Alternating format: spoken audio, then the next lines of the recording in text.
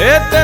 తెల్లని పాలధారలల్ల పల్లె తెల్లారుతుంటదిరా గుళ్ళోని గంటలు కాడెట్ల మెడలోన జంటగా మోగుతూ ఉంటాయిరా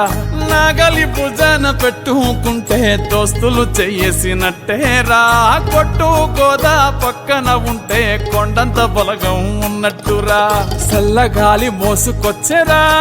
సేను శిలకల ముచ్చట్లు దారి పొడుగు సెట్ల కొమ్మలా